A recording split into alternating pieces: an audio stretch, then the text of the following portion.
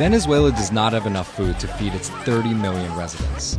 It also can't guarantee them electricity or medical supplies in its hospitals. It's a country staring down social upheaval, political unrest, and bordering on economic collapse. Multiple states of emergency have been declared. So how did this happen to the country with the largest oil reserves in the world?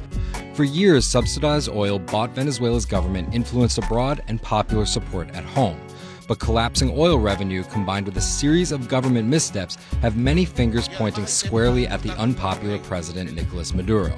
There have been a number of calls for a referendum on him. Polls suggest that if electoral officials allowed such a vote, he'd lose by a wide margin. Here's the situation. Venezuela's current crisis started long before Maduro with his predecessor, the late President Hugo Chavez. Chavez revolutionized Venezuelan politics with a left-wing ideology called Chavismo and fiery anti-US rhetoric.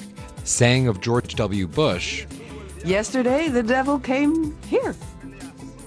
And it smells of sulfur still today." While in power, Chavez nationalized thousands of Venezuelan companies he said were not functioning in the public interest and focused all of the country's resources on one thing: producing oil. This meant that almost everything Venezuela consumed besides oil needed to be imported, and Chavez borrowed a lot of foreign money to fund it all.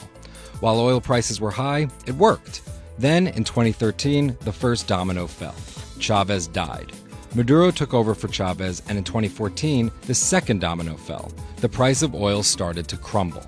Revenue from oil accounts for 95% of Venezuela's export earnings, and when prices for the commodity began plummeting, Venezuela found itself suddenly short on cash. The government responded by slashing imports like basic groceries and medical supplies to avoid defaulting on its foreign debt.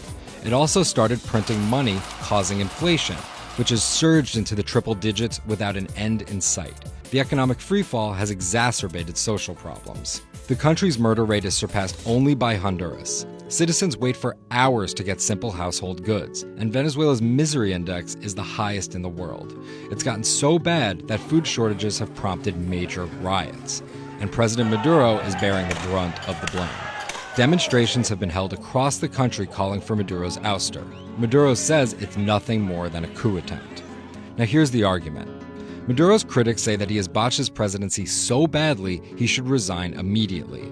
However, some say the alternative isn't much better. The opposition alliance is pushing for new elections, but it's still made up of more than a dozen parties with no unified plan to fix the economy and no single leader to do it.